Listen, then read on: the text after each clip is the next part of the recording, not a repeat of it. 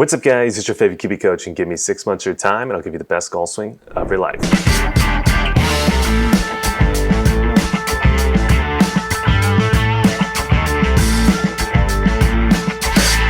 So welcome back to the channel. In this particular video, we are going to be reacting to Tiger Woods' How I Play Golf. Specifically, he's going to be talking about the driver, and this is probably some ideas and concepts that you guys have probably never heard before, and it's coming from the greatest golfer ever, in my personal opinion. Some people might say Jack Nicklaus, but I think Tiger's the best. So let's go ahead and jump into this video. I think you guys are really going to enjoy it, and let's go. But before we get into the video, I want to give a quick shout out to our sponsor, and that is Kiwi Golf Japan. If you guys did not know, YouTube does not pay the bills. So if you want to help support this YouTube channel, allow us to continue to make videos for you guys, after this video is over, there will be a link down below.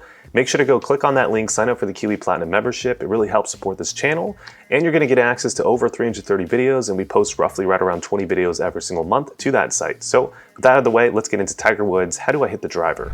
Well, hitting the ball as far as I did when I was, early part of my career was a huge advantage. All the par fives are reachable with irons. I generally had wedges into a lot of the par fours. Theoretically, I felt like I had a couple shots per round up on the field if I was able to drive it well.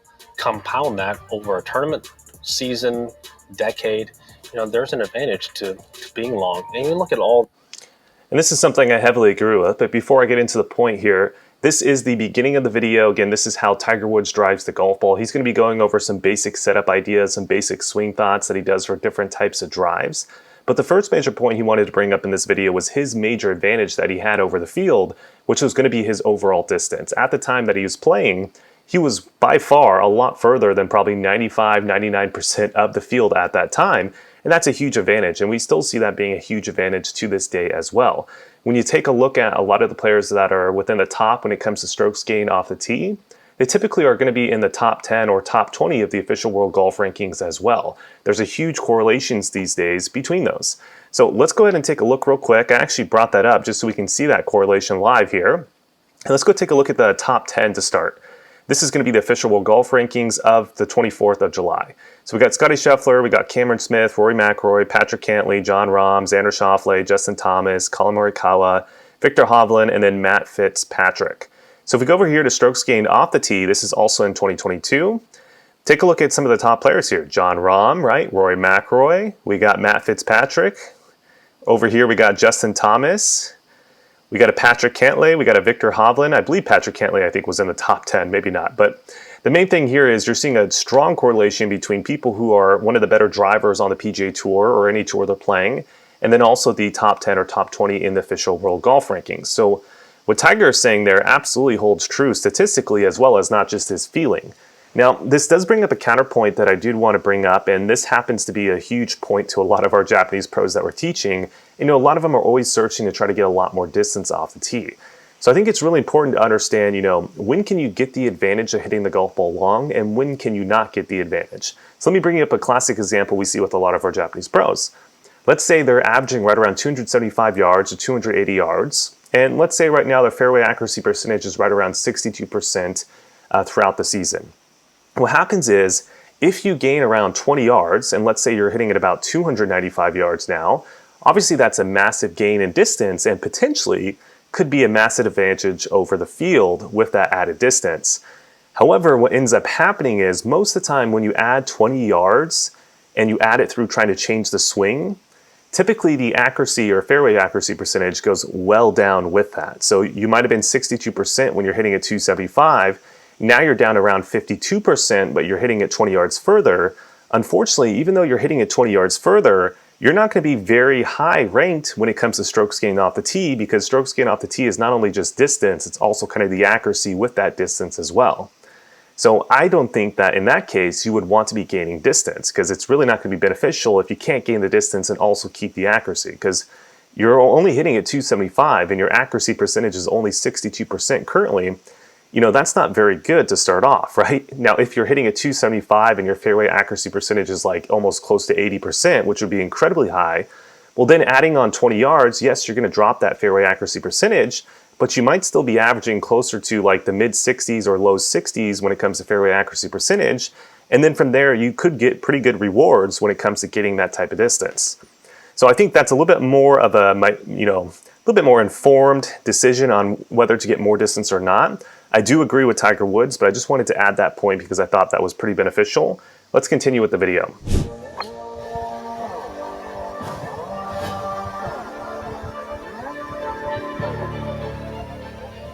Hit the ball in the middle of the face.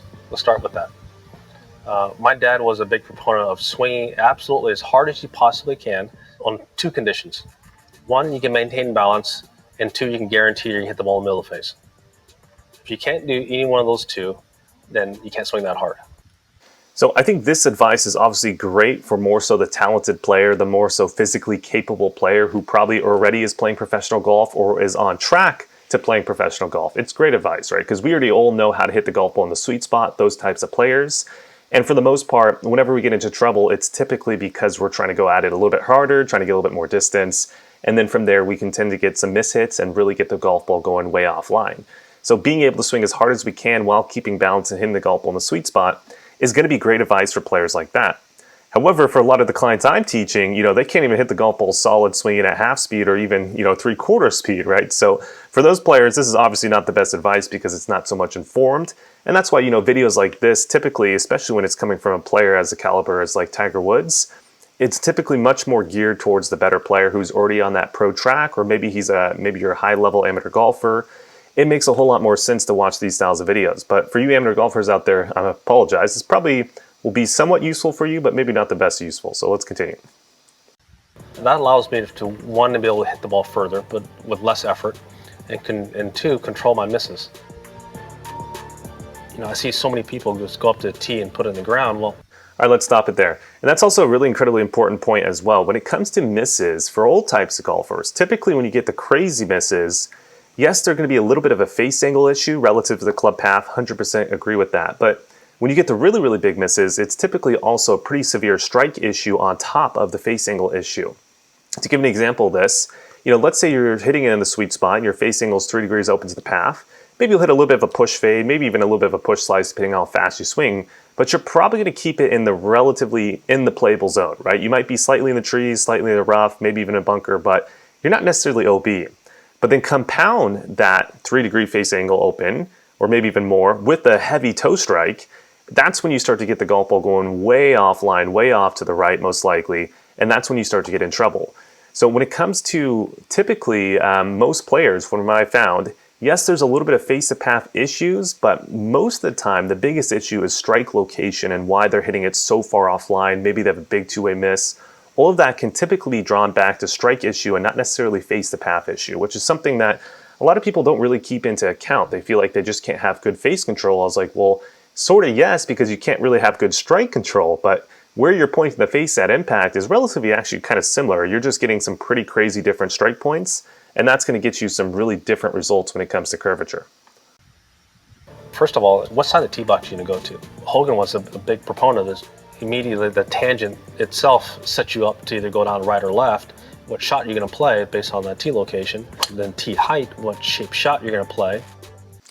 And this is something that's really important when it comes to course management, tee location. So where are you going to tee the golf ball up? So to give you an example, you could tee it up all the way over here, which is more so towards the right side of the tee. You can tee it up over here. So what he was talking about there is, okay, what is the hole doing? So let's pretend this hole is maybe a dogleg right.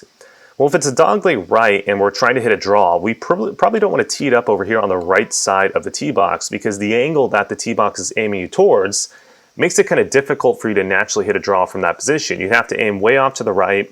You're going to feel really weird because your body lines are aiming way right of where the tee lines are aligning you. And most likely you're probably going to have a difficult time hitting the shot. And we don't even know if there's trees over here. There might be trees that you can't even aim over here and be able to hit it over those trees in that particular case. Versus the same hole, if you tee up over here, kind of where Tiger is, now the hole is giving you a little bit better angle. You can aim to the right, but you're not going to be aiming so far right relative to this tee box. And it's probably going to be a little bit easier to hit the draw.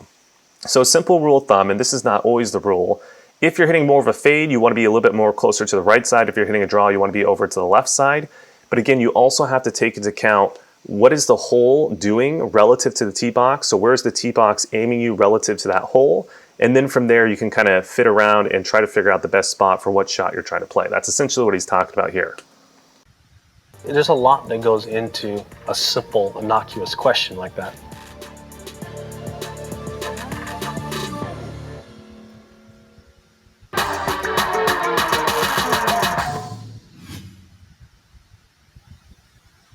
Let's stop it here. So this part of the video, he's going to be going over the 4 drives that he typically hits, and he's going to be going over some basic ideas that he uses to be able to hit those drives. So I think the first one is going to be a draw, I believe. So let's go ahead and jump to that.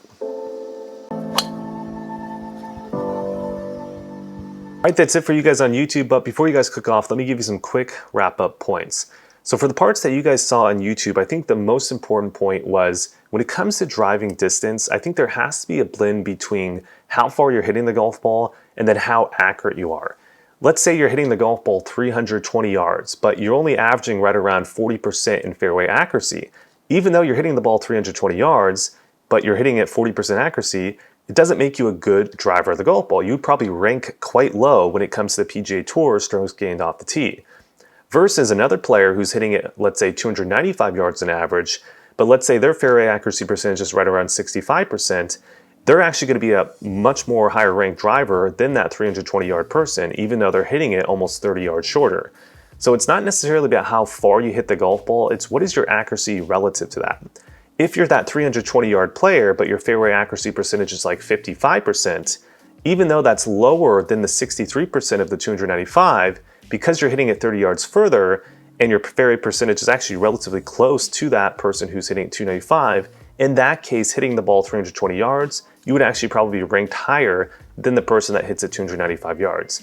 So as you can see here, it's all about how far do you hit it and what is your fairway accuracy percentage. If you hit it a whole lot further, obviously your fairway accuracy percentage could be a little bit less, but it can't be way less or else you're still not going to rank within the top. So when you're thinking about hitting the golf ball further, think about it in those lines. What is my fairway accuracy percentage relative to my distance? If I already have a poor fairway accuracy percentage relative to my distance, adding more distance is just going to make me even worse of a driver. It's not going to be helpful. If I have a super high fairway accuracy percentage relative to my distance, then trying to hit the golf ball further would probably be a much smarter role or move for someone like that. So that's a really important point and one of the major take-home points I wanted to give to you guys. Now, if you guys want to watch the full video, it will be on our membership site, so there will be that link down below. Make sure to go sign up for that right now, because if you sign up for it, you'll get access to not only this video, but 330 other videos on the site, and we post 20 new videos every single month to the site. So if you want to join the community, you want to help us out with this YouTube channel, make sure to go check that out. Other than that, like, comment, subscribe, share, all that good stuff, and I'll see you guys in the next video.